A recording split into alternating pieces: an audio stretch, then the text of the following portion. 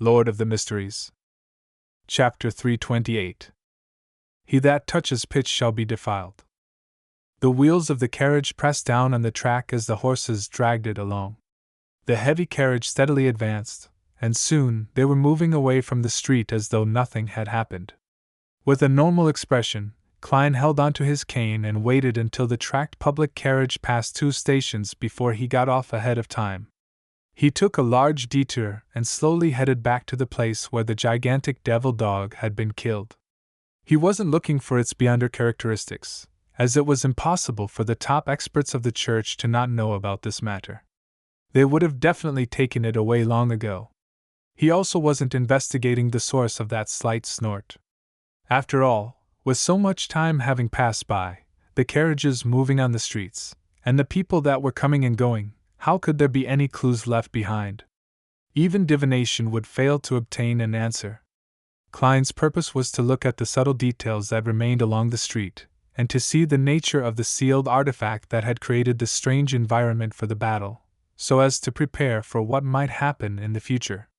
This is a magician's acting. He sighed silently as he walked under the gray sky, along the edge of the street which was marked by the gas lamps.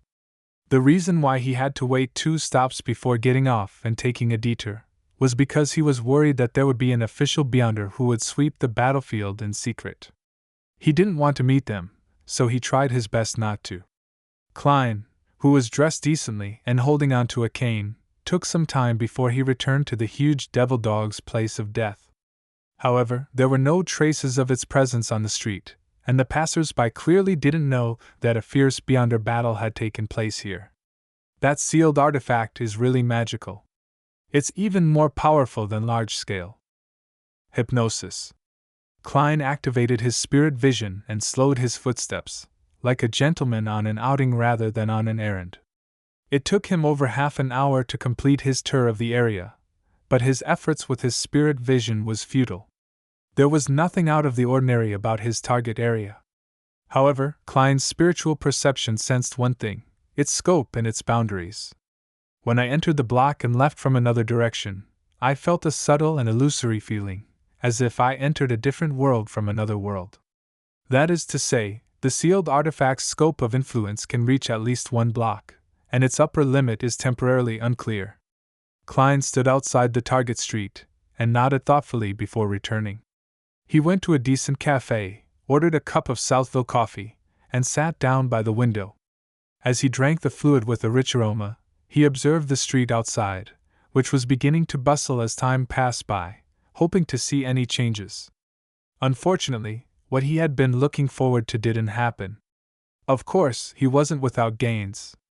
At the very least, he confirmed that a magician never performed unprepared, which was one of the rules of acting. He felt that the characteristics of the subtle precipitate in his body stirred a little.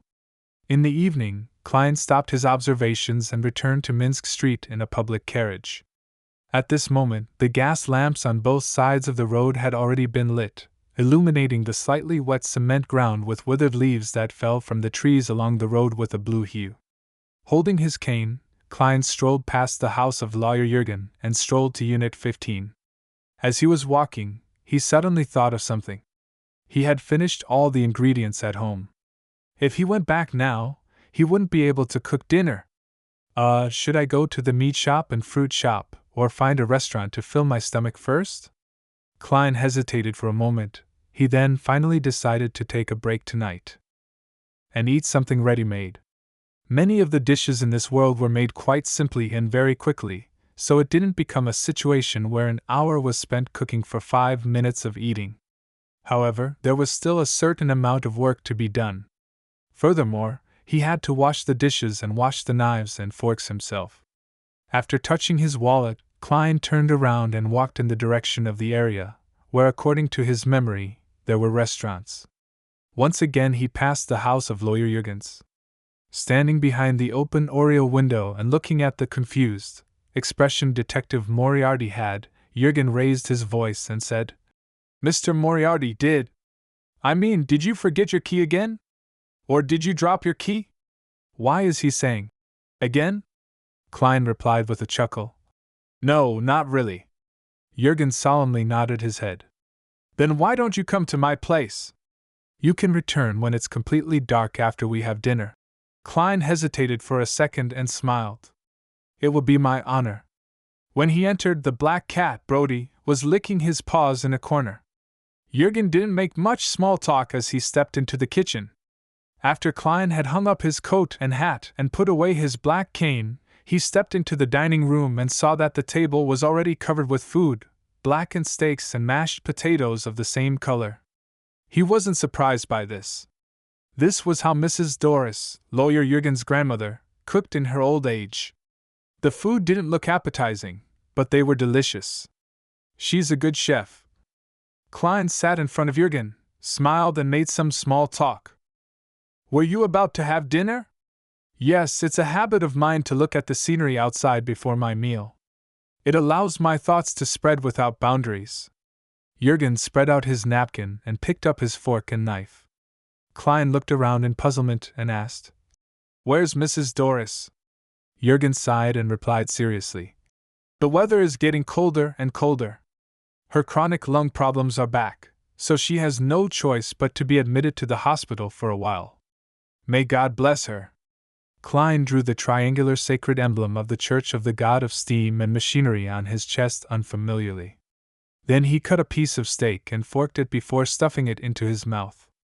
At that moment, he suddenly thought of a problem and hurriedly asked, So you were the one who prepared dinner? Of course. It was done a few minutes ago, Jurgen answered simply. If it isn't the work of the great chef, Mrs. Doris, then this food. The corner of Klein's mouth twitched. He held back the fear in his heart and still bit down on the small piece of steak on his silver fork, slowly chewing on it. His brows furrowed a little as he forcefully swallowed the food.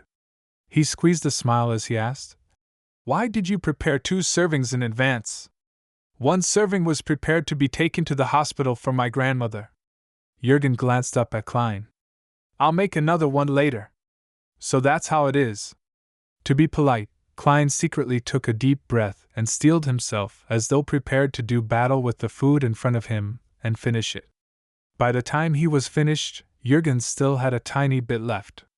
The senior solicitor put down his fork and knife, picked up the glass beside him, took a sip of red wine, and asked without expression, How's it? Which dish do you like the most? I know there's still a large gap between my skills and my grandmother's, but it shouldn't be too exaggerated. Mr. Lawyer, I suspect you have problems with your sense of taste besides facial myopathy. Can't you realize your standards? Klein smiled, moved his head from left to right, and said, The white bread isn't bad. That was bought from Dodge Bakery. Jurgen rebared his head and finished the rest of the food. After drinking the remaining wine, he thought for a moment and said, Detective Moriarty, I want to entrust you with a simple task. What is it? Klein kept drinking water. The mashed potatoes were too salty. My grandma's been in the hospital lately.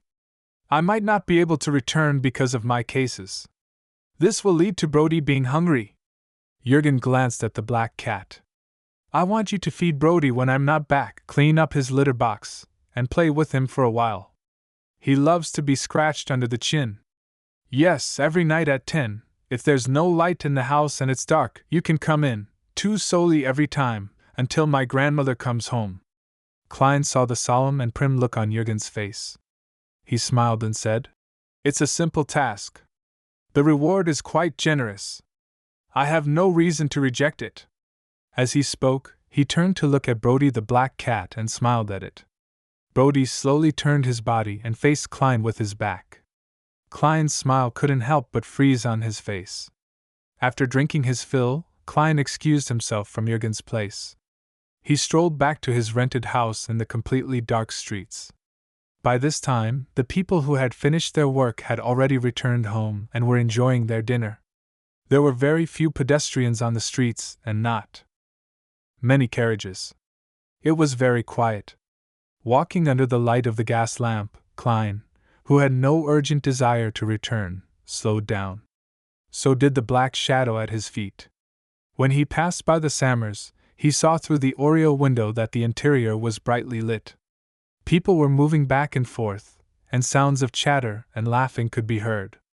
As for next door, 15 Minsk Street, it was dark and silent.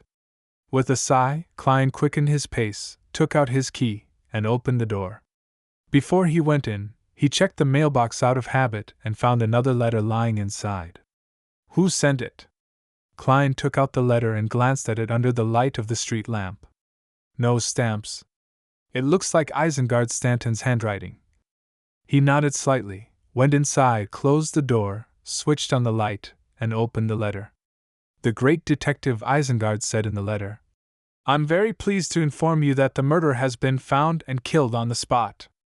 The police think that our work is worth at least half the bounty. They should be dispersing it to me this week. When that happens, I will invite you and our other friends to come over and share this bounty."